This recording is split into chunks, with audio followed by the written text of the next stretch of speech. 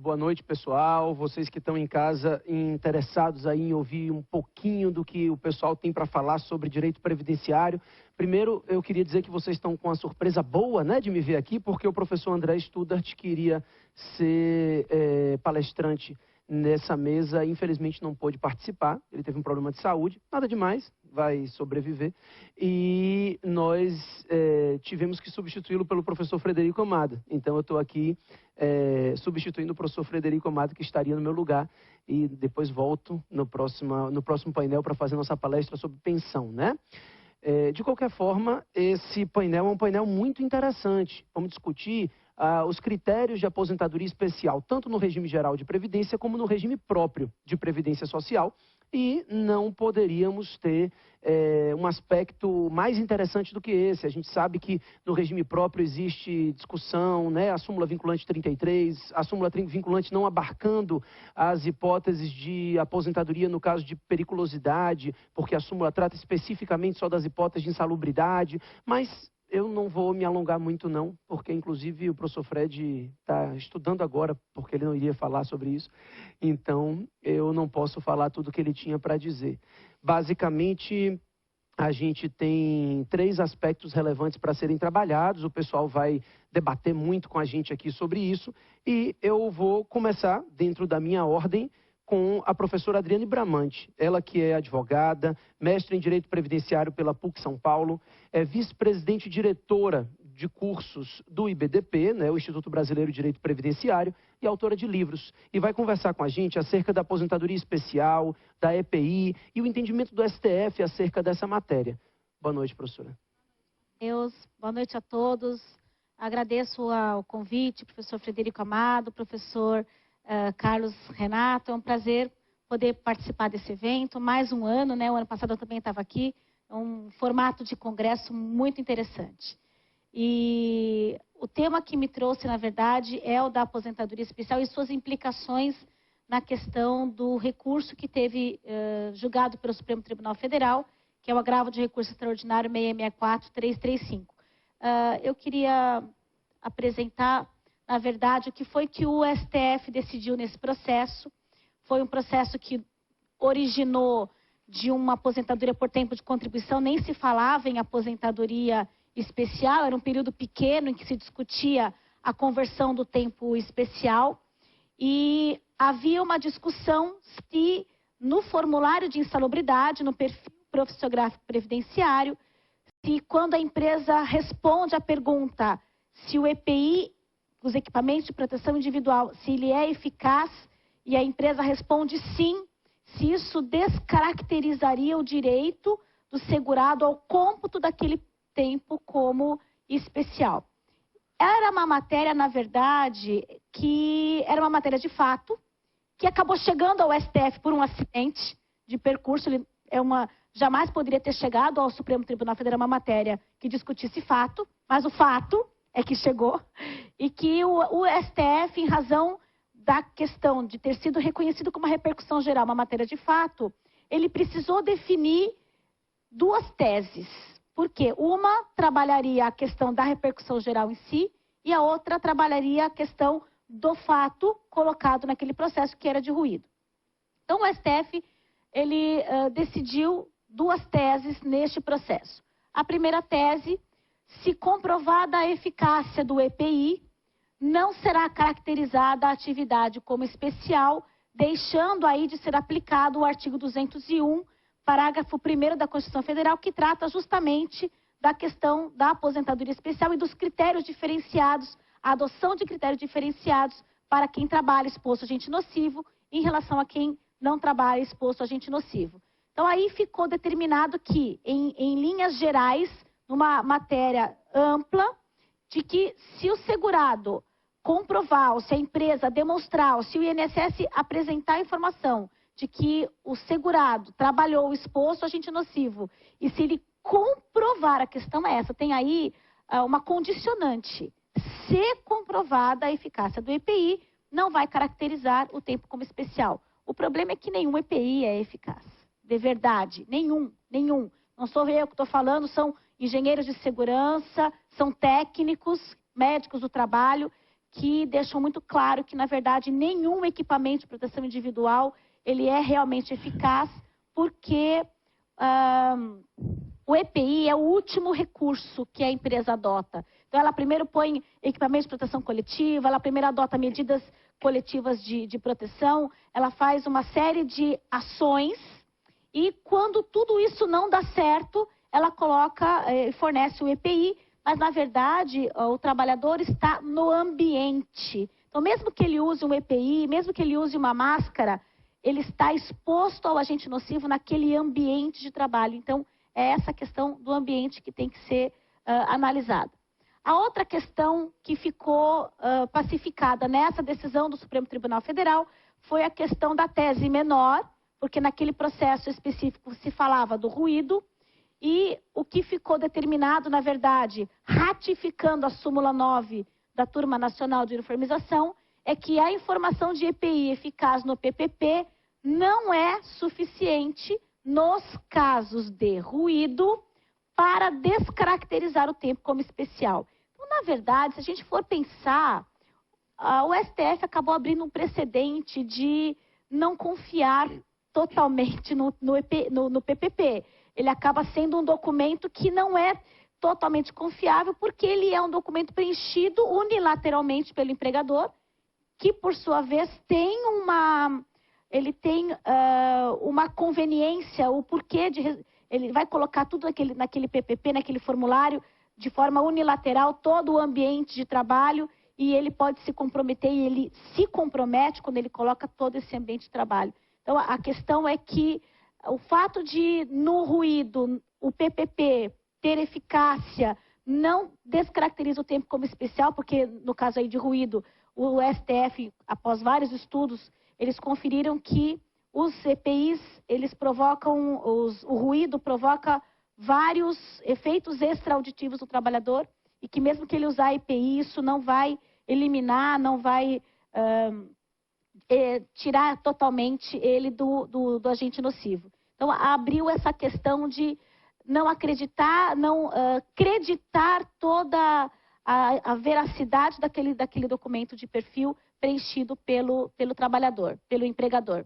E aí eu trouxe uma decisão, na verdade, eu fiz uma pesquisa em vários tribunais regionais federais das 5 regiões e trouxe uma delas, porque o tempo é curto, para a gente poder até para abrir para discussão, em que as decisões, na verdade, dos TRFs, dos tribunais, têm decidido que o uso do EPI, o fornecimento dos EPIs ou a mera informação de EPI eficaz no perfil profissiográfico previdenciário não tem sido motivo para descaracterizar pura e simplesmente aquele tempo como especial, porque não ficou comprovada a efetiva, descaracterizada a efetiva exposição do trabalhador ao agente nocivo. E nessa decisão ele fala justamente isso, que a divergência de laudos nas informações, que teria que fazer uma pesquisa muito mais acirrada, uma pesquisa muito mais profunda, para que fosse descaracterizado esse tempo como especial. E isso fica a cargo de quem? Quem é que tem o ônus da prova de demonstrar essa eficácia do EPI? É do segurado? Então, assim, a Lei 8.213 estabelece que o segurado tem o ônus da prova de demonstrar que ele trabalhou exposto a agente nocivo. Mas não é dele o ônus da prova de provar a eficácia do EPI, porque ninguém precisa produzir prova contra si. De todo modo, todas as empresas teriam que apresentar essa documentação e que ficaria a cargo, há várias decisões já nesse sentido, de que seria o INSS ou do INSS o ônus da prova de demonstrar essa eficácia do EPI para que fosse descaracterizado o tempo como especial. E essa decisão traz exatamente um pouco disso, de que o EPI, se realmente for capaz de neutralizar a nocividade, não terá respaldo constitucional. A questão é justamente essa, senhores. Se ficar comprovada, nunca vai ficar comprovada, porque nenhum EPI é, de fato, eficaz. Para que seja eficaz, ele tem que cumprir todos aqueles requisitos da NR6. Higienização, certificado de aprovação, comprovação de fornecimento dos EPIs, as fichas de entrega, a manutenção e todas essas questões relacionadas ao fornecimento de EPI que estão na NR6 e que nenhum empregador, de fato, acaba cumprindo. Então, é essa questão que eu deixo aí aberto para a gente poder discutir. Então, professor Fred, professor Carlos, acho que ficou levantada uma questão interessante, né? A discussão basicamente acerca, como o próprio STF levanta a veracidade da PPP, como que a gente consegue fazer essa produção de prova? Bom, o próprio STF, ele já coloca no acórdão, na ementa do acórdão, que na dúvida, no tocante aos demais agentes nocivos, em tocante ao ruído já deixa claro, EPI para ruído não serve para nada. No tocante aos demais agentes nocivos, havendo a prova da eficácia, como a Adriane muito bem colocou, deverá ser afastada a especialidade, não haverá enquadramento especial.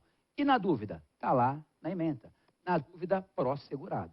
Na dúvida, pró-enquadramento. Item 11. Item 11 da ementa do acórdão. Ou seja, o próprio Supremo já norteou, já deu a direção tanto no âmbito administrativo, isso também está expresso no acórdão, como no âmbito do judiciário. Havendo dúvida acerca da eficácia do EPI, que seja para tentar elidir ou minimizar outro agente nocivo que não o ruído, na dúvida, pró-segurado, seja na esfera administrativa, seja na esfera judicial. A questão da prova é bem complexa, né? Porque hoje em dia eu debati até com o Fred, com o Frederico Amado, no aeroporto de Salvador, isso. Há uma conduta do INSS, infelizmente também adotada na esfera do judiciário, de acreditar piamente, cegamente no que diz o PPP. E a dica da doutora Adriane, aprendi com a doutora Adriane isso no congresso, o certificado de aprovação, que seria em tese a prova da eficácia do PPP. Não é do PPP, não, perdão, do EPI. Não é, mas seria até a eficácia do EPI seria aprovada pelo certificado de aprovação.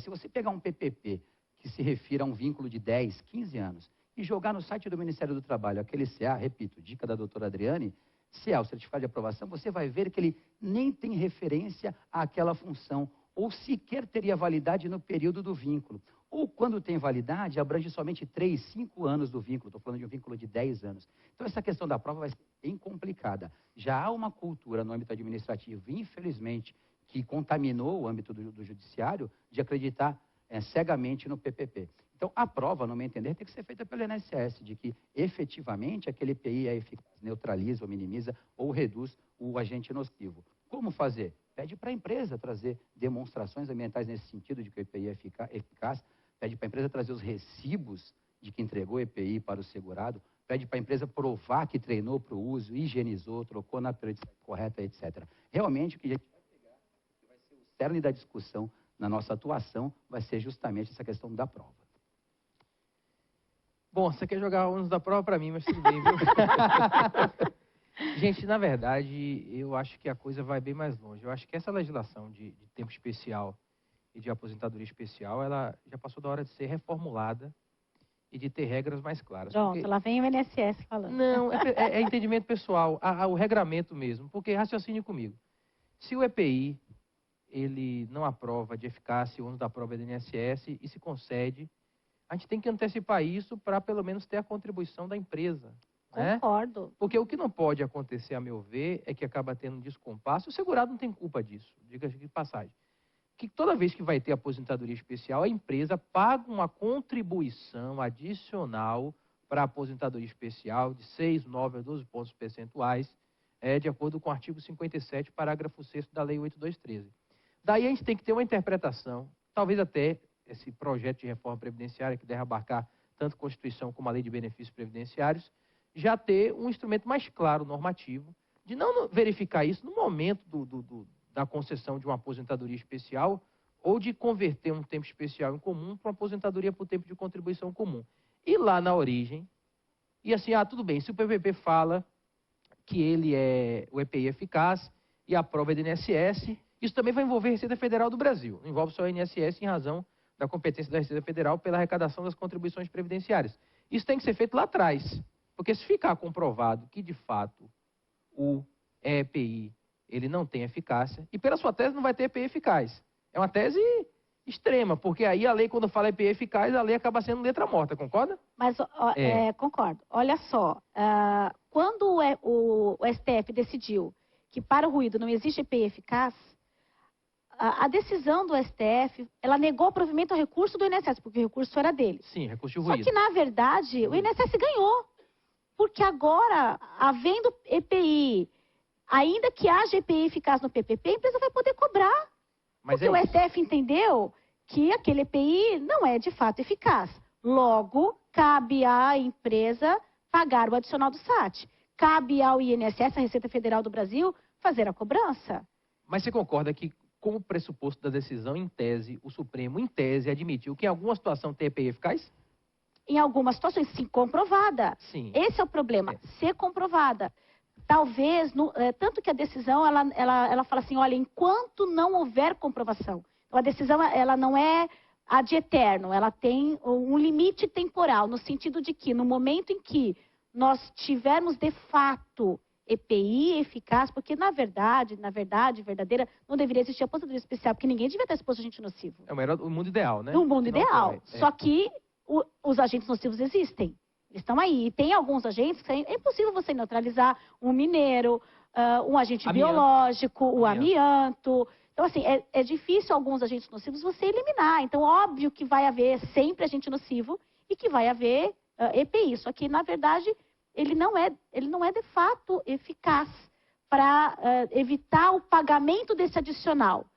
Quando a lei fala que a aposentadoria especial será devida ao segurado sujeito a condições especiais, quando ele fala sujeito a, significa que não importa se ele tem EPI eficaz, porque, na verdade, ele está sujeito a aquela nocividade. Alguém tem que fazer o trabalho sujo. Então, vai colocar o trabalhador naquele ambiente de trabalho, porque precisa ser feito aquele trabalho. Quem é a enfermeira? Ela gosta de estar ali trabalhando exposta a aquele mundaréu de agente biológico, a vírus, bactéria, a sofrer, ficar doente, a poder se contaminar com uma AIDS. Não, mas alguém tem que fazer o trabalho. Então, já que alguém tem que fazer o trabalho, ela tem direitos. E acho que quando a lei fala sujeito a, é essa sujeição dele ao agente nocivo que dá a ele o direito a essa aposentadoria especial ou essa contagem de tempo diferenciada para que ele possa. Então, a empresa expôs, a empresa paga. Mas do jeito que está... Talvez... Professor Fred é ótimo. Talvez, professor Frederico, a ideia de eficácia do EPI é que está sendo questionada pela professora Adriane, e eu acho que é interessante a ideia. O que ela está dizendo é que não é que não exista o EPI eficaz, é que ainda que ele seja eficaz, ele não vai terminar absolutamente com a exposição ao agente nocivo. Então, ele não está tornando a lei letra morta. Na verdade, a gente está fazendo uma nova interpretação da lei. O que a lei diz quando ela quer falar em eficácia? A eficácia significa a eficácia para aquilo que ele se propõe, reduzir ao máximo a exposição ao agente nocivo, alguma coisa nesse sentido. Mas o Supremo deixou isso em aberto, né? De passar. Deixou. O julgamento gera muita insegurança jurídica. Sim, eu acho que o Supremo tinha que ter detalhado isso. Definido. O julgamento, na minha opinião, trouxe mais insegurança jurídica do que existia antes dele. Fred, só uma parte. Eu não quero jogar o ônus da prova para o INSS. Eu quero que o INSS cobre a empresa. Que ela comprove que efetivamente forneceu o EPI eficaz, que forneceu, que higienizou, que treinou para o uso, que trocou na periodicidade correta. Eu não quero jogar para o INSS. Ou receita, né? Porque arrecada. Sim. Acaba caindo nos dois. Segundo a doutora Adriane, pegando o gancho dela, que ela muito bem coloca, o fato gerador da especialidade é estar sujeito ao agente nocivo no ambiente de trabalho, não é absorver o agente nocivo. Então, são dois fatos geradores que compõem a especialidade, o tempo especial. Estar sujeito a, ponto. E no ambiente de trabalho. Se o equipamento é individual, pouco me importa. O que importa é que há, no ambiente de trabalho, a geração de agente nocivo. Entendeu? Então, são duas formas de qualificar o benefício que pouco importa se o EPI é o mais miraculoso que existe, se é feito pela NASA ou se é um requenguelo. Sim. Pouco importa. O EPI não pode descaracterizar a especialidade da função. E debatíamos isso também. A obrigatoriedade de fornecer EPI, salvo engano, surgiu em 79. A de constar do PPP surgiu em 98, na verdade, com vigência a partir de abril de 99. É comum, extremamente comum, você na sua atuação pode confirmar, Adriane também, pegarmos PPPs que se referem a vínculos de 78 a 89 e a empresa asseverar, colocar piamente e fornecíamos os melhores EPIs do mundo durante todo o pacto laboral que reduzia, ou melhor, que neutralizava o agente nocivo. Nítida mentira. Nítida mentira. Nós somos o 4º país no mundo que mais acidenta, que provoca mais acidentes do trabalho. 4º país no mundo. Tá vendo? Eu até brinco. Que o ambiente não é bonzinho. Somos o 4º país do mundo que provoca acidente de trabalho. E, salvo engano, o primeiro ou o segundo em morte, agora não lembro os dados. É melhor não trabalhar, né? Então, não trabalha que está menos sujeito à morte, né? Concorda comigo? Mais fácil ficar vivo. Agora, a questão do EPI, realmente concordo contigo. Deveria o Supremo, apesar que esmiuçou bastante, mas deveria ter adentrado mais nessa questão, que na verdade nem deveria estar lá, né? Primeiro, como você bem colocou, tratava do ruído especificamente, não tinha que tratar dos outros agentes nocivos. Ele cuidou do ruído, mas deixou em aberto em relação aos outros agentes nocivos. Que nem deveria ter debatido. Que nem deveria ter debatido. Isso, talvez porque não fosse a questão de pior fato trazida no recurso, né? É conceder e não arrecadar contribuição adicional. Talvez fosse melhor abrir para todos e arrecadar de todos. Porque a Previdência concedeu o benefício. Porque a aposentadoria especial não tem idade mínima, é 15, 20 ou 25 anos. 15 anos é só mineração lá dentro, 20 anos é mineração na parte de fora e amianto, ou asbesto, e 25 anos todo o resto. E antes de passar para o professor Matheus para deflagrar a segunda palestra, eu vou deixar uma pergunta no ar para a senhora, professora. Não precisa responder agora, não. Uma aposentadoria especial de 25 anos, que é comum, concorda? A ruído. Concordo. Um segurado de 18 anos de idade, está exposto a ruído acima de 85 decibéis, vai aposentar aos 43, não é isso? Eu tenho um que eu recebi essa semana, eu já aposentei com 41 anos. É sustentável? Porque não ter idade mínima... Mas a culpa é do segurado? Não, o segurado não tem culpa nenhuma. Estou falando do regime, do sistema. Não seria interessante também ser embora com redução uma idade mínima para aposentadoria especial na nova reforma previdenciária? Não, não acho que... Porque a aposentadoria especial especificamente trabalha com saúde. Não há nenhum estudo técnico dos 25 anos. Por que eles aposentam com 25? Não há. Já procurei, já revirei. Não se sabe de onde trouxeram esses 15, 20, 25 anos. Mas a questão é saúde. Então, se imaginou que aos 25 anos fosse um tempo limite de exposição do trabalhador para que ele não sofresse um prejuízo à saúde. Então, você colocar uma idade mínima é você permitir que ele seja efetivamente, que ele tenha efetivamente um prejuízo à sua saúde. Quem que vai garantir que se ele, ainda que ele tenha 25 anos, mas que se ele continuar na atividade nociva, ele pode de fato ter um prejuízo? Porque hoje o fato gerador, como bem disse o professor Carlos, não é a prejudicialidade, mas a exposição ao agente nocivo. Então, ficar mais tempo pode colocar em risco a saúde, de fato, dele realmente, ele ter um prejuízo, e isso vai causar impacto aonde? Na saúde. E a saúde é dever do Estado. E é um direito universal. Então, você acaba tirando de um lado e colocando do outro. Você colocando uma idade mínima na aposentadoria especial, pode sobrar para a saúde, que aí, da mesma forma, vai acabar sobrando para a Seguridade Social. E aí, veja bem, do ponto de vista da saúde, concordo plenamente. Em que pese, na minha opinião, é necessário fazer um estudo sobre isso. Sem dúvida, não fazer no achismo, ter base científica. Concordo. Agora, vejam que situação do ponto de vista do custeio. Ele vai ficar, em média, 35 anos aposentado com recolhimento de 25 anos. Sim. Do ponto de vista da sustentabilidade, é bem complicado. E vou te dizer mais, o próprio Ministério da Previdência fez um estudo. O ex, né? Acabou. Agora o cenário é nebuloso. O extinto Ministério da Previdência fez um estudo de que esses 6, 9 ou 12%, na verdade, ele só tem um efeito educativo. Porque os 6% deveria ser 74%, os 9% deveria ser, acho que é 98%, e os 12% deveria ser 178% para efetivamente custear a aposentadoria especial. Então, esse custeio que foi criado aí, isso aí é só para inglês ver, porque de verdade não custeia nada. Detalhe, até hoje a Receita não cobra a contribuição adicional das empresas. Mas o problema é do segurado, o problema é dos mas o ruído... É falta de fiscalização. Não, com certeza, mas o ruído que o Supremo diz que não tem EPI eficaz, até hoje a Receita não cobra o adicional das empresas, né? Agora vai começar a cobrar, agora o Ministério da Fazenda vai agora vai cobrar até a respiração. Professor Matheus. Infelizmente, eu vou ter que atrapalhar essa guerra entre o INSS e os advogados dos contribuintes, porque a gente precisa partir para a nossa próxima palestra.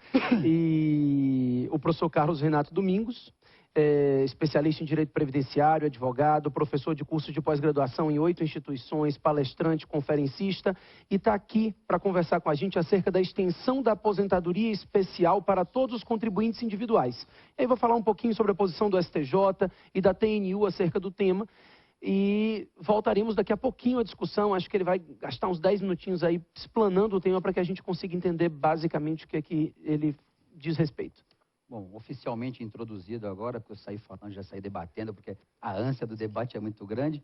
Queria agradecer ao Complexo de Ensino Renato Saraiva e parabenizar, agradecer pelo convite, parabenizar pela realização de um evento dessa magnitude, com esse brilhantismo e mais, gratuito, né? Ou seja, dando acessibilidade para todos aqueles que queiram colher um pouco de informação nesse momento conturbado que vivemos do ponto de vista da Previdência Social. E não digo conturbado, mas um momento de transição do ponto de vista do processo civil. Então, parabéns ao Sérgio, ao Renato Saraiva, pelo evento, pelo fato de ser gratuito, isso é muito importante. Agradeço ao meu amigo Frederico Amado pelo convite. O próprio Renato colocou que ele é uma fera. Eu não digo do aspecto físico, mas eu diria que é um monstro. O tempo que eu estive com ele em Salvador, no aeroporto, umas 5 consultas, uma aula magna, foi algo impressionante. Ele domina todas as áreas que ele se propõe a fazer com uma maestria e com uma destreza impressionante. Parabéns, Fred. Foi a vez que mais debatemos essa. Na verdade, eu não debati, eu aprendi.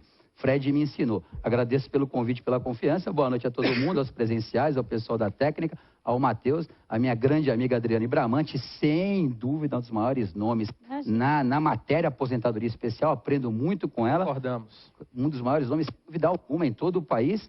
E, bom, vamos lá ao meu tema, né? Não vou usar o slide, obrigado. Eu estou assim, não atingi a meta, mas quando a gente atingir, a gente dobra. Desisti do slide, depois falei que ia usar, depois desisti de vez. E como é minha primeira participação aqui, vi que o clima é descontraído, que é um clima de debate. Mesa redonda, eu sou o único redondo da mesa redonda, mas eu gostei bastante do formato. Mas o professor Frederico está se esforçando. Está indo lá, está no caminho. Está no caminho. Eu gostei bastante, me sinto até mais à vontade assim, então não preciso do slide. Obrigado, viu, Matheus? A questão da extensão da aposentadoria especial ao contribuinte individual. Depois eu parto para a segunda parte, posição da STJ e da TNU. Eu primeiro vou discordar, só para aclarar para o pessoal, rapidamente, contribuinte individual está lá no artigo 11 da Lei 8.213. O que é mais corriqueiro? Tem um monte de contribuinte individual lá. O empresário, o microempreendedor e o autônomo, digamos assim. Quem são esses? O mecânico, o carpinteiro, o cuidador, a enfermeira, o médico, o dentista, tem um sem número, o serralheiro, tem um sem número de contribuintes individuais, e aqui estou focando mais naqueles efetivamente expostos a agentes nocivos. Então já vou discordar, assim não é que eu vou discordar, eu já vou colocar aqui para mim esse posicionamento que adveio da TNU com a súmula 62, e depois que o STJ acabou encampando, não é uma extensão da aposentadoria especial aos contribuintes individuais. Para mim, é uma manutenção, porque nunca deixou de existir uma aposentadoria especial para o contribuinte individual. Houve uma certa confusão a partir de 11 de outubro de 96, se eu não estou equivocado, quando efetivamente foi instituída a figura do laudo técnico a ser emitido pela medida provisória 1523, a ser emitido pelo empregador, e talvez por isso houve uma confusão por parte do INSS.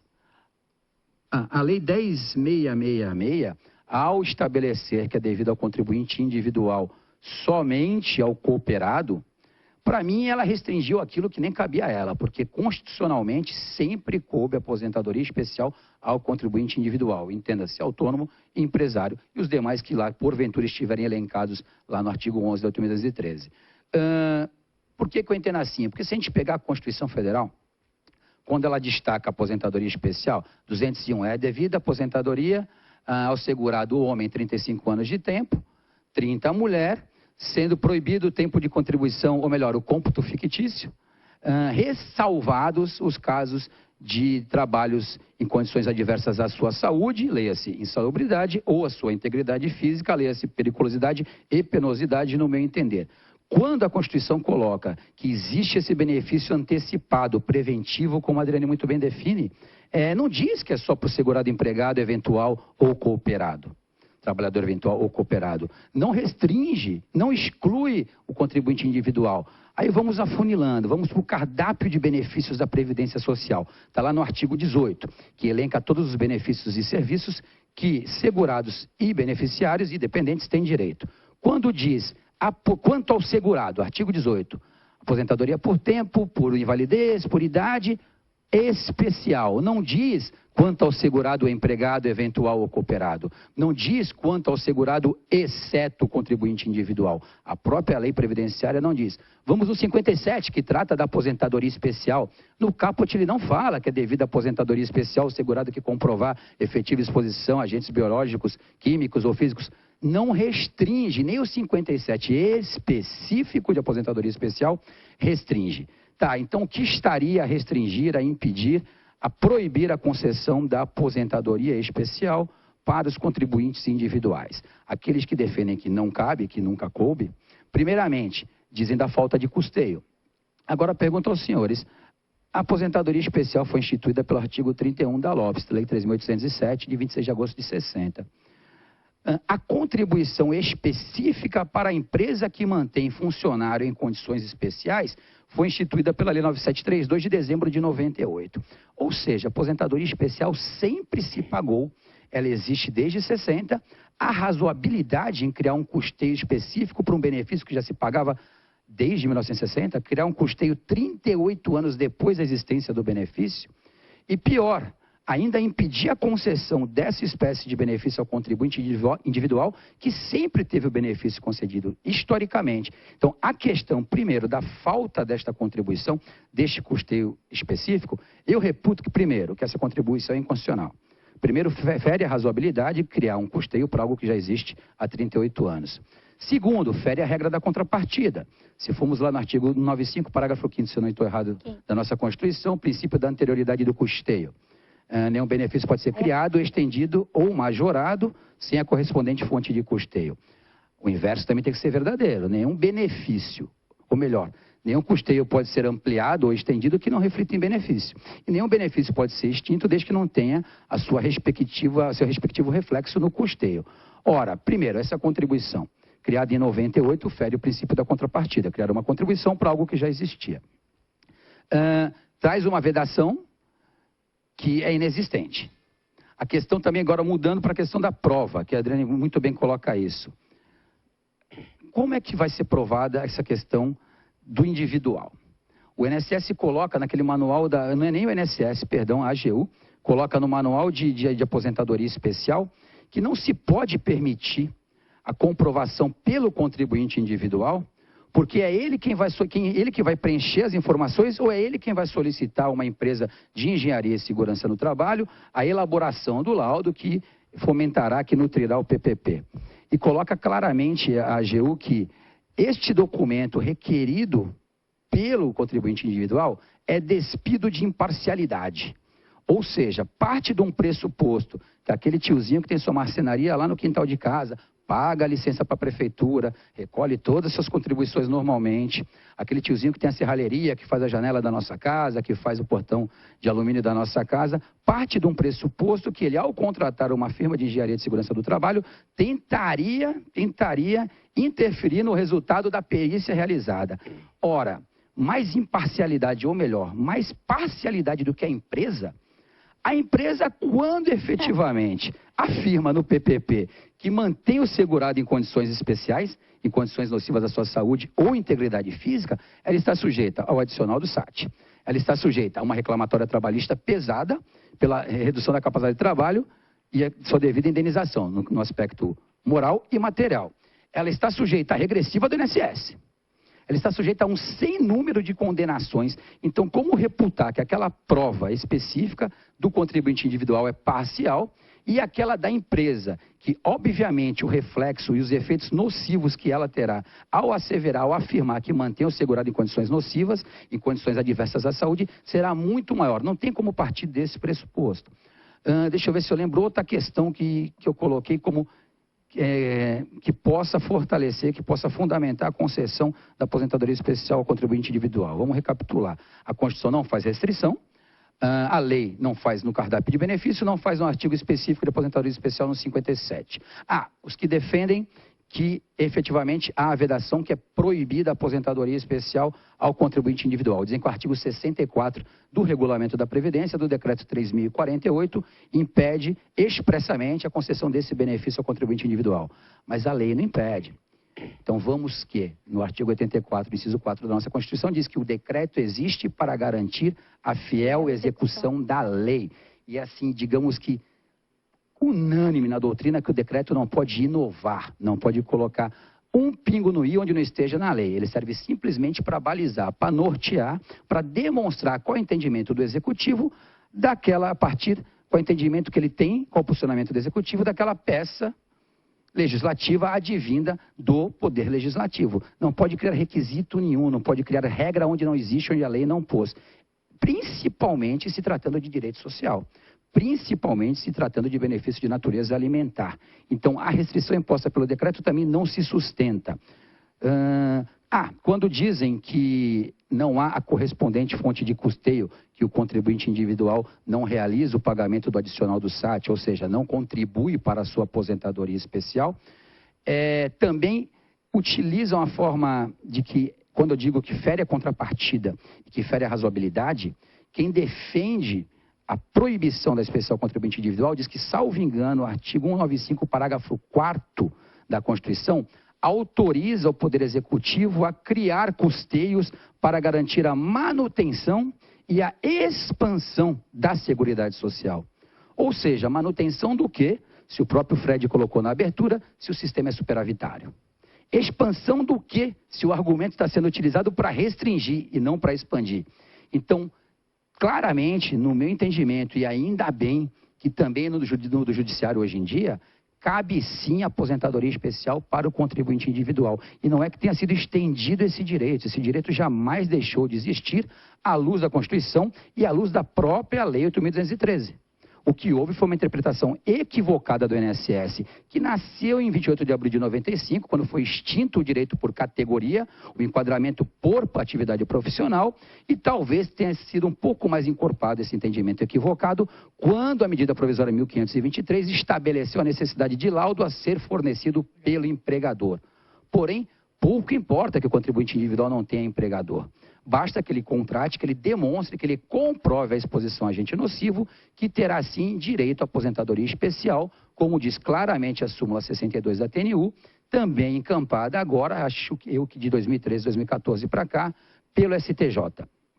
Eu acho que é isso que eu tenho a colocar sobre a especial do contribuinte individual. Deixa eu falar uma coisa. Professora Adriane, eu passo para ela que ela vai falar mais do que eu. Não, eu acredito que você vai falar mais, não? Não, eu vou falar pouco. Acredito que você não concorde, acho que ela vai reiterar talvez um pouco mais e você talvez não tanto, né? Não são duas informações. Os advogados privados dão trabalho, rapaz. Trabalho danado. De fato, os argumentos são fortes e eu vou fazer uma confissão. Já estou na 8ª edição do livro, boto as posições, eu não me posicionei a respeito. Agora é a hora. A aposentadoria especial deve ser estendida ou não. Na prática previdenciária, inclusive o próprio INSS reconhece, até a Lei 9.032, está na IN 77. Está na IN, tá. O INSS reconhece até 95 o tempo especial do contribuinte individual que não é cooperado. Porque o CI cooperado garante-se a aposentadoria especial. Dá para tirar do cooperado trabalho, né? Porque a cooperativa de trabalho, depois da decisão do STF e encampada pela Receita, não está cobrando mais o adicional da parte da empresa na cooperativa de trabalho em razão da pronúncia de invalidade do STF, vai manter apenas na cooperativa de produção. Mas, de fato, os argumentos são fortes, porque a lei, de fato, deveria, se fosse o caso, restringir a aposentadoria especial. Na prática previdenciária, dos processos que eu pego, de fato, é muito difícil o contribuinte individual autônomo ter a documentação, ter o PPP e ter o laudo. Eu não atuei em nenhum caso. E nos casos que eu atuei, de fato, é reconhecimento até 95 por presunção em categoria profissional, o que pode ser feito, inclusive, na via administrativa pelo INSS. Pode falar, professora Adriane. Ai, que bom. Já estava desesperada. Rosa aqui vai falar. Não, na verdade, o motivo do INSS não ter reconhecido não é na lei, é na instrução normativa, as INs que vieram depois disso, que, na verdade, trabalha a questão da permanência. O INSS passou a entender e aí ele parte da premissa de que todo mundo vai fraudar, e que por isso, então, ele não dá para ninguém, é igual tirar o menor sob guarda, todo menor sob guarda não tem direito, vamos tirar de todo mundo, quem provar vai lá na justiça e vai ganhar. Mas aí foi a lei. A lei que contra o menor, contra o ECA, enfim. Mas a questão ali é que a Lei 9.032 trouxe a exigência de comprovar a exposição habitual, permanente, não ocasional e nem intermitente. Isso. E a premissa do INSS é de que o contribuinte individual não está permanentemente exposto ao agente nocivo e que, portanto, não teria o direito ao benefício na medida em que eles concluíram que o contribuinte individual coloca alguém para trabalhar e não é ele que trabalha. Por isso que a TNU, quando fala da súmula 62, ela fala o contribuinte individual que comprovar. Então, a gente não está dizendo que todo contribuinte individual tem direito, mas aquele que comprovar tem direito ao benefício. Então, a ideia era que o INSS deveria abarcar isso. Olha, eu tenho vários clientes que são dentistas, que são médicos, que são motoristas de caminhão. E eles têm inscrição na prefeitura de dentista autônomo, eles contratam um engenheiro de segurança para fazer o PPRA, para fazer o PCMSO, eles têm a nota fiscal da manutenção do raio-x, a nota fiscal de comprovação do amálgama que ele comprou ali para fazer aquela documentação. Então, ele tem o documento todo do consultório. Então, assim, ele não tem as provas clássicas, aquelas provas padrões que o INSS exige que tenha, laudo e PPP. Mas ele tem meios de prova, e aí a Constituição estabelece que qualquer meio de prova, desde que lista, ela é admitida. Então, todos os meios de prova. É que o INSS trabalha numa linha extremamente restrita, que se não tiver aquilo, não está no mundo. Então, acho que a ideia é apresentar a documentação, sim, e a jurisprudência farta de que na justiça o contribuinte individual consegue essa comprovação, né, Cacá? Adriane, bem lembrado, tocou o áudio agora? Bem lembrado, até na questão do manual da AGU para aposentadoria especial, que nenhuma linha a gente encontra como orientar o segurado a obter esse benefício e sim como combater a concessão desse benefício.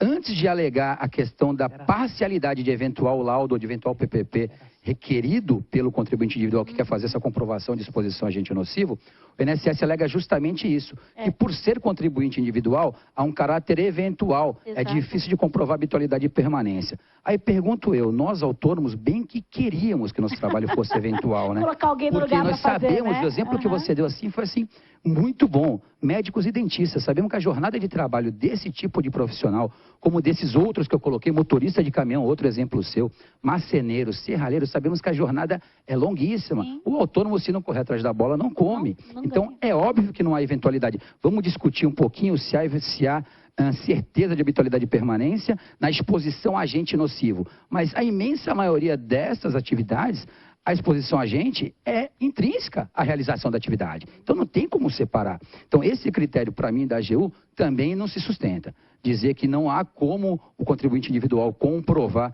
a habitualidade e permanência também não se sustenta. Está generalizando, na verdade. Está generalizando. Né? Olha, não há como nenhum... Não, calma, peraí. Aquele que comprovar tem direito. E a questão da prova que você colocou é rapidinho, viu, Matheus? É bem interessante, porque como se faz essa prova? Primeiro, infelizmente o brasileiro não tem essa cultura de programar a aposentadoria, de ingressar no sistema já pensando, já fazendo um planejamento de como irá se aposentar. Então, o contribuinte individual, até porque tem que correr atrás da bola para poder comer, só vai pensar nessa circunstância de aposentadoria quando estiver próximo de. E o que ele faz? Contrata a firma de medicina do trabalho, de engenharia de segurança do trabalho, que só vai poder atestar o atualmente. Né? Não poderá o engenheiro atestar o patrasmente, como dizia o Dorico Paraguaçu, e o Pardal gosta muito de ressaltar isso. E esse patrasmente como é comprovado? Como a Adriane colocou, com recibos de compra de peças ou de instrumentos, de materiais necessários ao desempenho da atividade, com depoimento de clientes, com taxas de pagamentos de licença para a prefeitura, de alvará de localização, de ISS, uma série de documentos que o cidadão vai demonstrar. Olha, o perito atestou aqui que realmente estou exposto a agente nocivo. Estou quando ele veio aqui. Estava antes? Estava, obviamente que estava. Está aqui a documentação que eu sempre exerci essa atividade, sempre estive sujeito a esses agentes nocivos. Realmente é uma prova que não é a clássica, mas também não é uma prova muito difícil de ser feita, não. E também não por isso, e como você bem colocou, tem o direito de comprovar a exposição ao agente, o contribuinte individual. Não é porque não tem uma empresa pagando contribuição. Repito, para mim é inconstitucional. O que não tem uma empresa emitindo um documento que para mim é muito mais imparcial aquele emitido pela empresa do que aquele solicitado pelo contribuinte individual. Não é por isso que deverá o contribuinte individual ser impedido de fazer a prova da exposição. Se o juízo, seria melhor se fosse até na esfera administrativa, mas se o juízo vai acatar ou não essa prova, são outros 500. Mas tem sim o direito ao benefício, desde que comprovada a exposição ao agente nocivo. Eu gostaria de continuar a discussão, queria inclusive dar a vez para o INSS dar a opinião dele, né?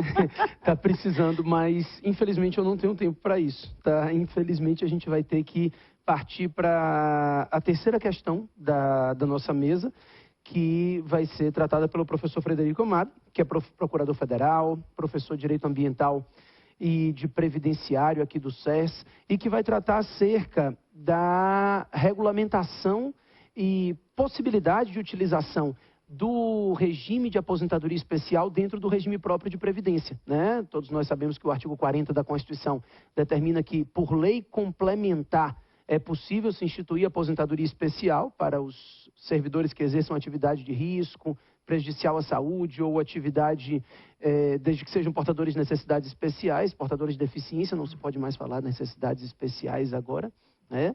E, não é politicamente correto. E o ruim do politicamente correto é que ele muda com alguma frequência e a gente às vezes se passa, né? Mas, enfim, Fred. Professor Matheus Carvalho, o senhor não é politicamente correto, então você pode falar, né? E outra coisa, a Fazenda Nacional passa para o INSS. Eu falei tanto de custeio e arrecadação, o senhor que também atua como procurador da Fazenda Nacional também aqui não se manifestou sobre a arrecadação das contribuições. Me senti triste com a inconstitucionalidade alegada pelo professor Carlos Renato, mas acho que está na hora da gente falar do regime próprio. Tá certo. Bom, pessoal, é o seguinte, o servidor público efetivo, a Constituição garante, no artigo 40, um regramento especial de aposentadoria com previsão de regulamentação por intermédio de lei complementar.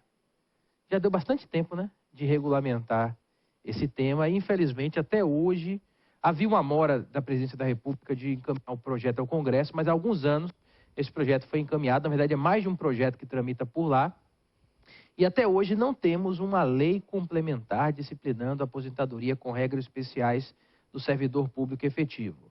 O caso mais antigo e tradicional é a exposição a agentes nocivos à saúde, e após a emenda 47, o servidor que desenvolve atividade de risco e o servidor portador de deficiência.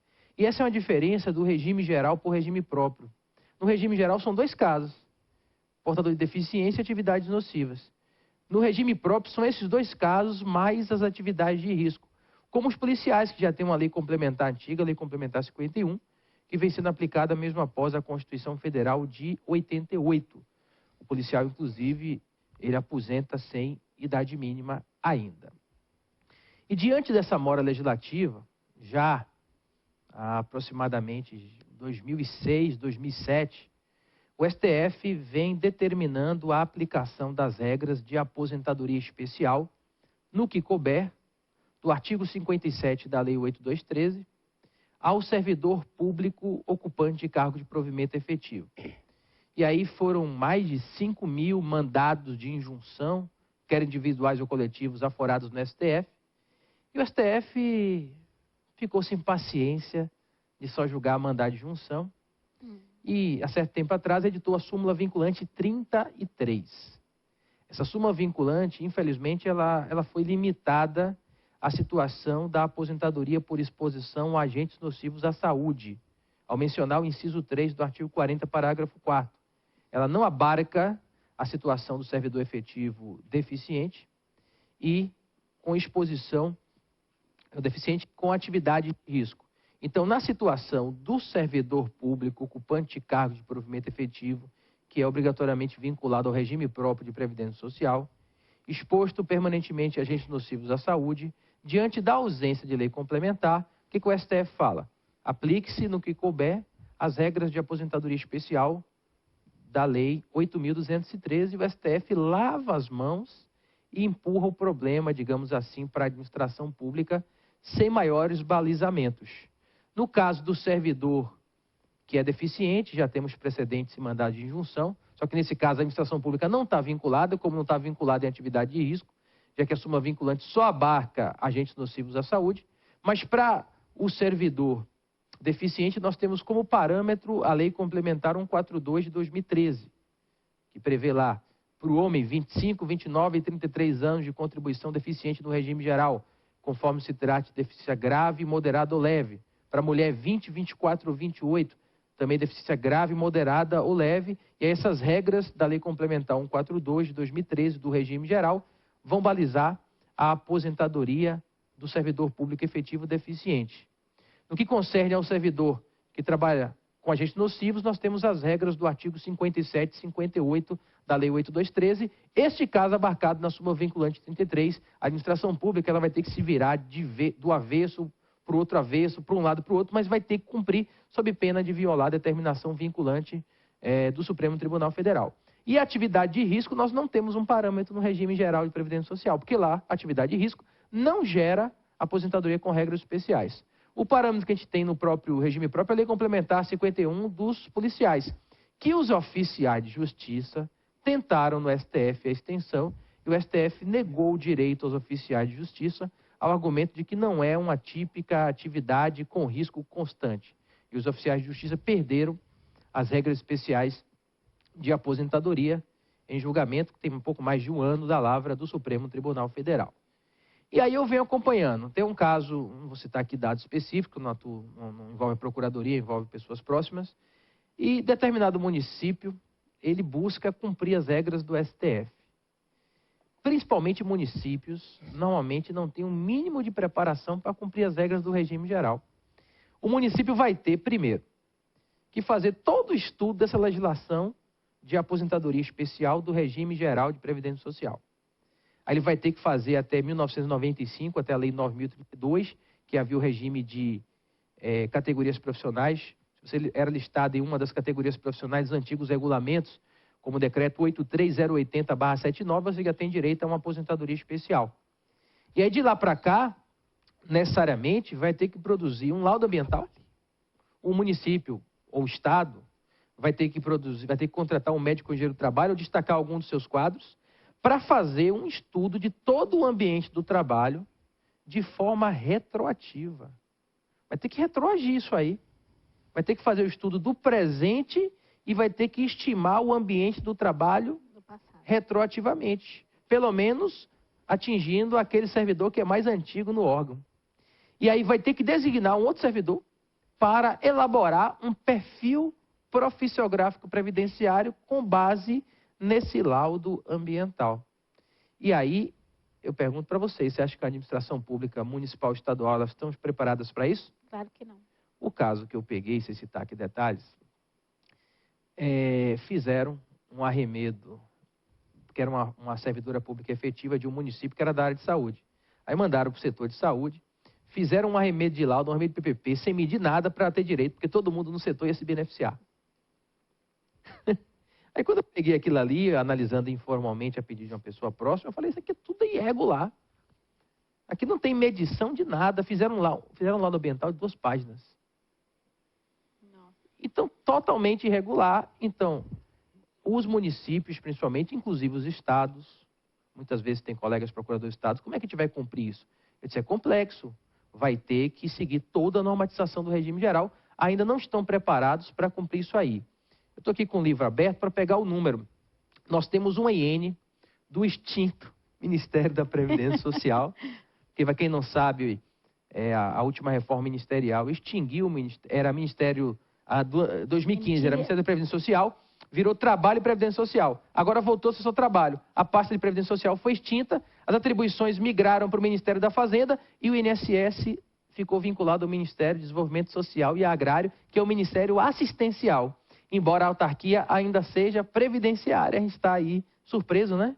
Está todo mundo aí muito surpreso, esperando. Medida provisória 726. Medida provisória 726, agora recente, tem nem uma semana. Porque a efetividade disso é pequena, né?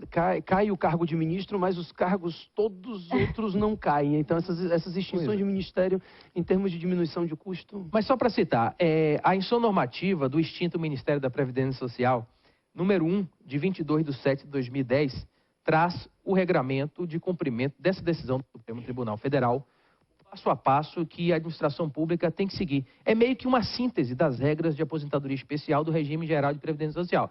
E se tem alguém que trabalha em município, estado, que quer tentar implementar isso, porque vai ter que implementar uma decisão vinculante do STF. E aí, nessa situação, tem que seguir os passos da instrução normativa número 1, de 22/7/2010. Só que tem um detalhe. Aliás, isso não é um detalhe, é uma situação, é algo extremamente importante. Eu queria até ouvir a opinião de vocês. O Ministério do Planejamento, Orçamento e Gestão, com base em um parecer da AGU, baixou a orientação normativa 16 de 23 de dezembro de 2013. O servidor federal efetivo que optar pelas regras de aposentadoria do regime geral, ele não vai ter, mesmo que ele seja um servidor antigo, ele não vai aposentar com paridade e integralidade em regra de transição. Ou seja, a integralidade, ele não vai ter direito ao último salário, vai fazer a média das 80% maiores remunerações a partir do plano real, e ele não vai ter direito à paridade, ou seja, ele não vai ter direito ao mesmo reajuste dos ativos. Ele vai pegar o índice legal, que é a variação do INPC, que hoje é um grande negócio, viu? Tive aumento zero o servidor federal, e o INPC ano passado foi mais de 11%. Se a gente tivesse o INPC do ano passado, Matheus Carvalho, a gente estava rindo à toa, não estava não?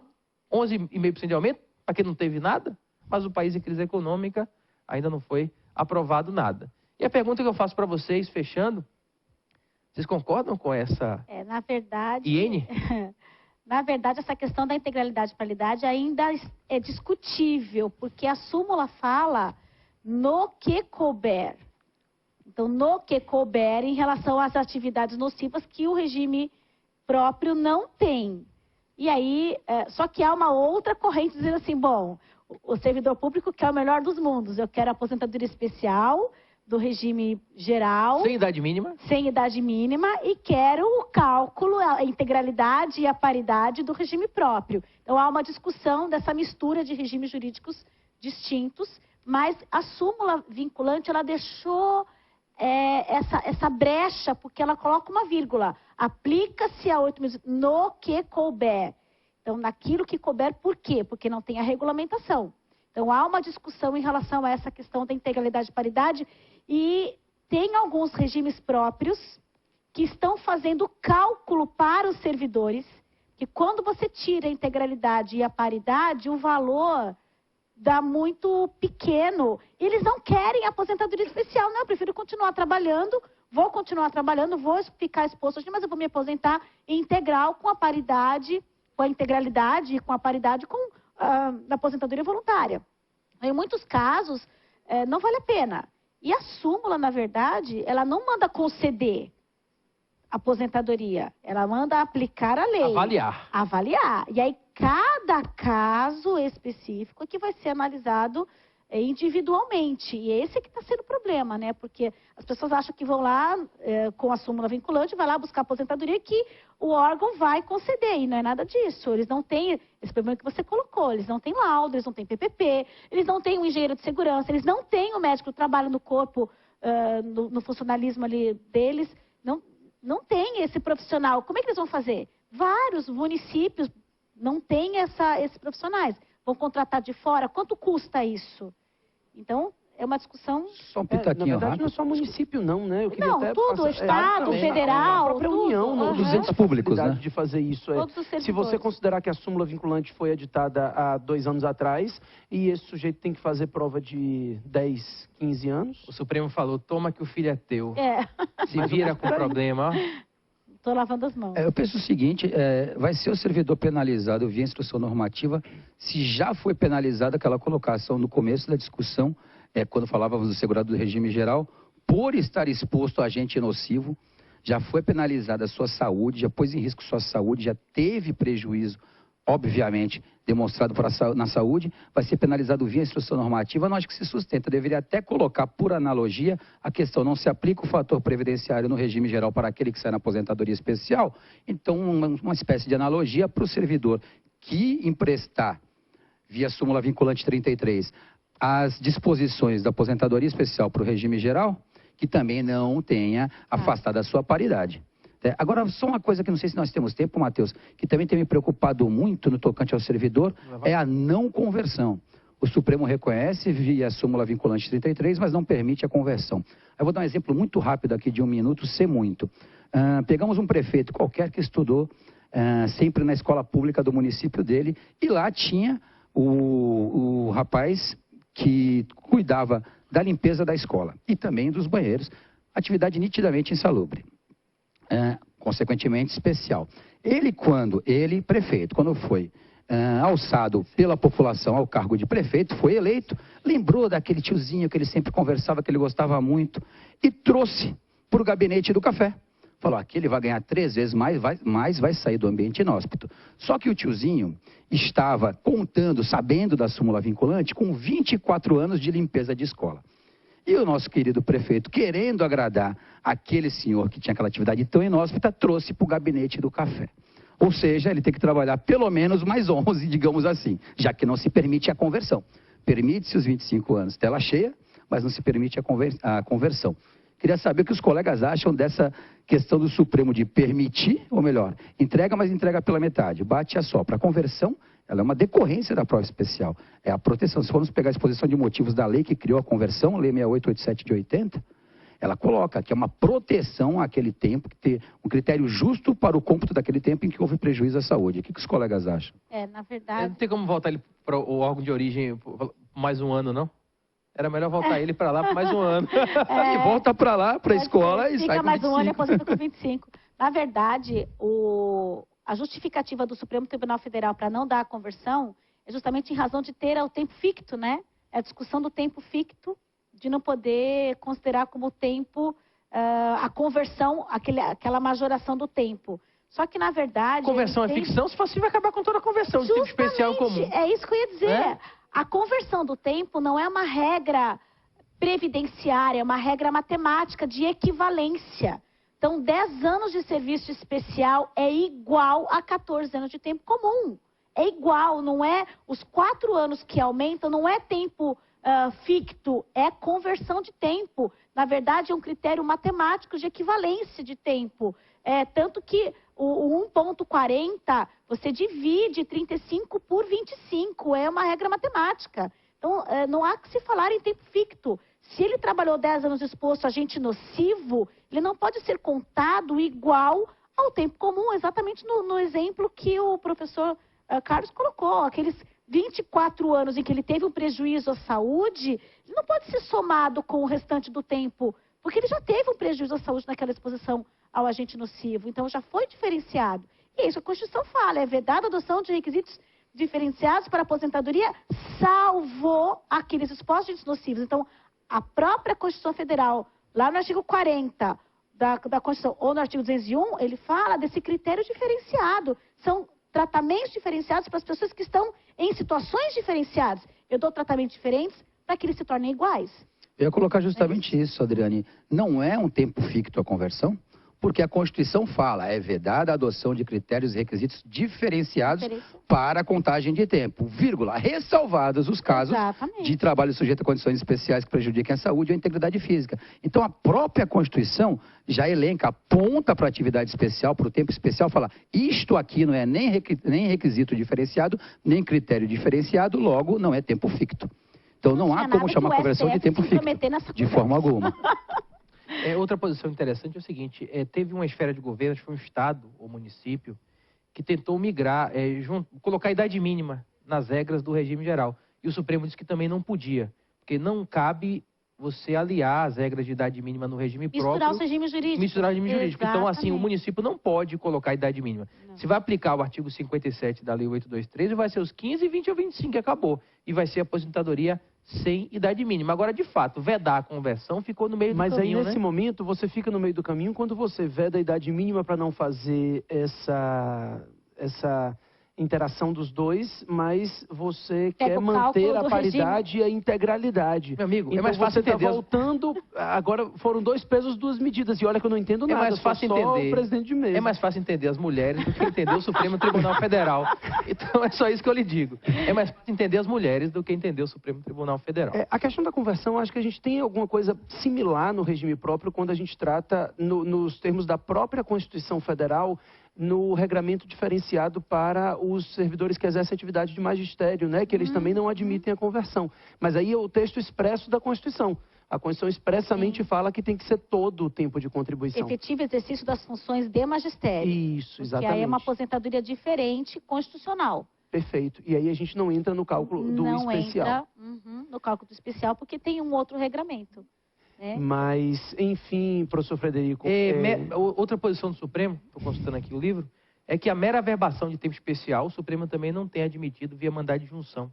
É outro entendimento. O segurado, na verdade, o servidor tem que ter o tempo, pedir a aposentadoria, e ele não pode...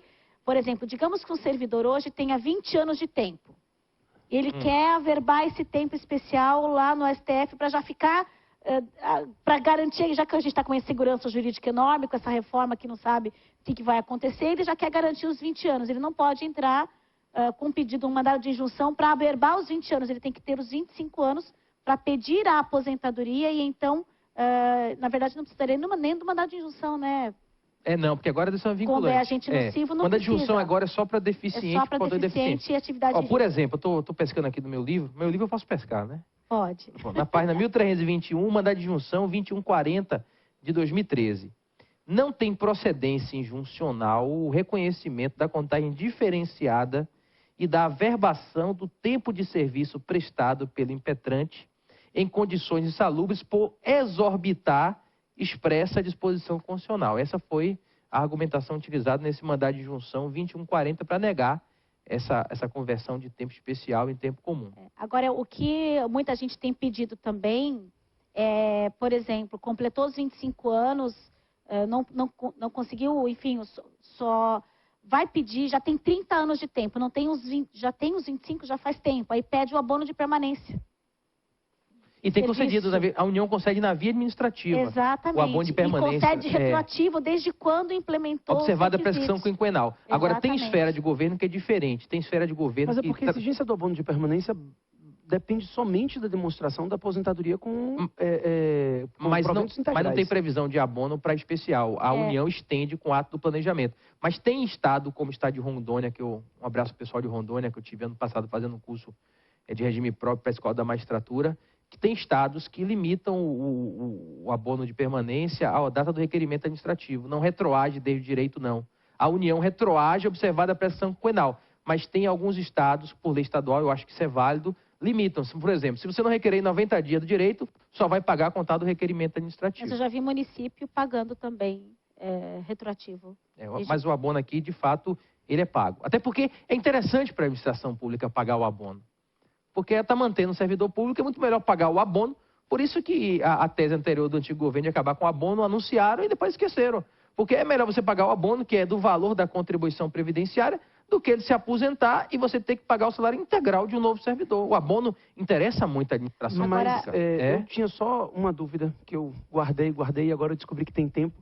Então eu queria passar para a professora Adriane, na verdade, e diz respeito exatamente a isso. Esse abono de permanência, até que ponto eu tenho como determinar a aplicabilidade do abono de permanência no caso da aposentadoria especial do servidor público, se a senhora estava alegando todo o tempo que o agente nocivo, a exposição ao agente nocivo além desse prazo pode gerar um problema de saúde. Justamente, ou seja, eu vou dar a ele o benefício para que ele continue exposto ao agente nocivo. Não, na verdade, por exemplo, como eu não tenho a regulamentação, o que eu quis dizer é o seguinte, como eu não tenho a regulamentação disso ainda, digamos que eu tenho um servidor que teria direito a se aposentar aos 25.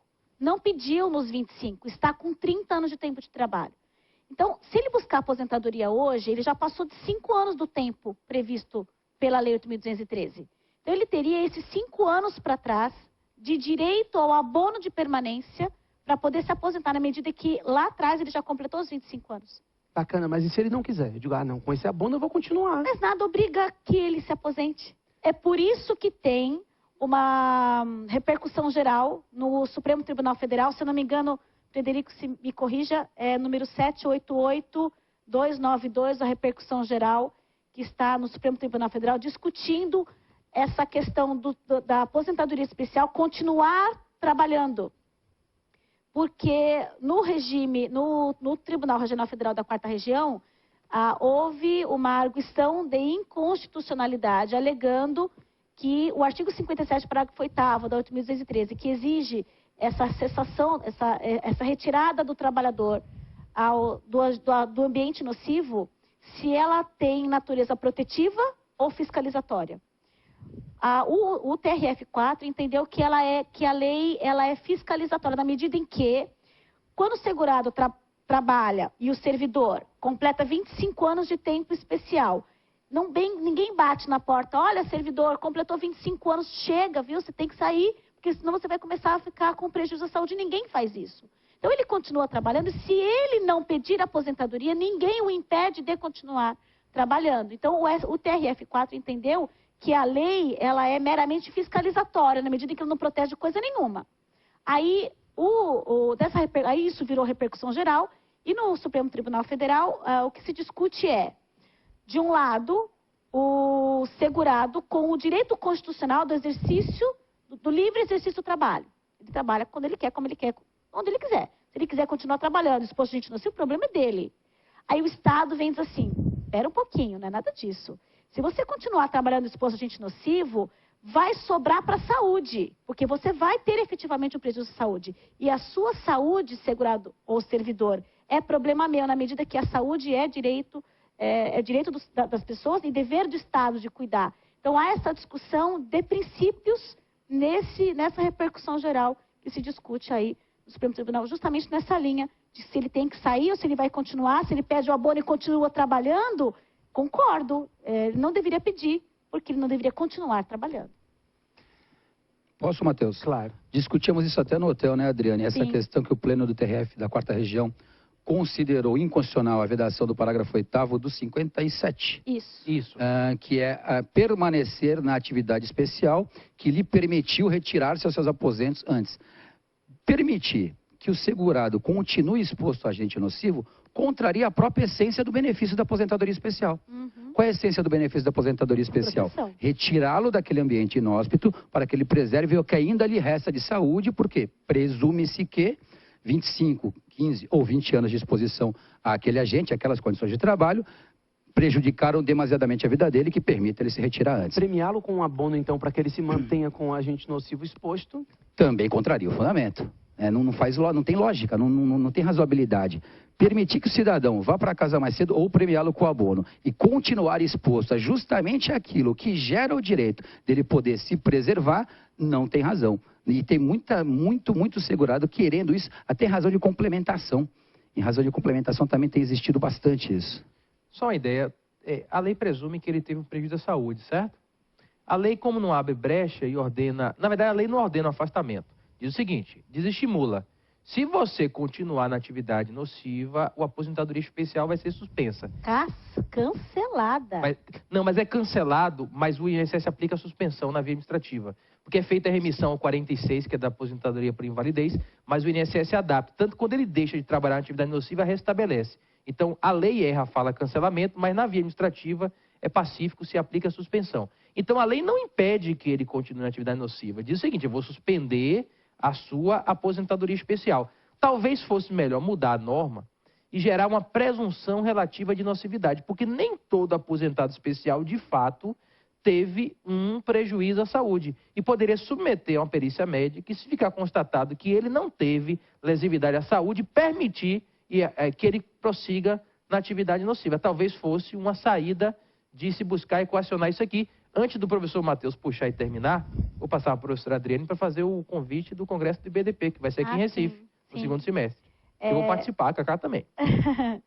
Queria convidar todos, nós teremos um super mega congresso, só que esse é presencial, não é tão top quanto esse aqui online, que atinge milhares de pessoas, né?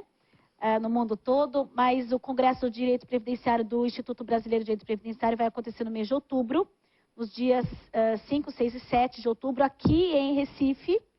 E provavelmente daqui uns 15 dias já estarão abertas as inscrições. Quem quiser se inscrever, Instituto Brasileiro de Direito Previdenciário, ibdp.org.br. Grandes nomes, professor Carlos, professor Frederico, terem ministro do STJ, ministro do STF, vários professores. Vai ser um super evento de 3 dias aqui na cidade de Recife. Maravilha, e tenho certeza que é uma oportunidade para continuarmos esse debate, inclusive, né? Vocês certamente terão nesse congresso aspectos referentes à aposentadoria especial, e aí a gente tem como, quem estiver participando vai conseguir aprofundar um pouquinho mais ainda no tema. A gente teria a noite inteira para discutir, pena que a gente tem horário, porque inclusive daqui a pouquinho volto eu e o professor Frederico para falarmos um pouco acerca de pensão por morte, tanto no regime geral como no regime próprio, e por isso esse painel eu dou por encerrado.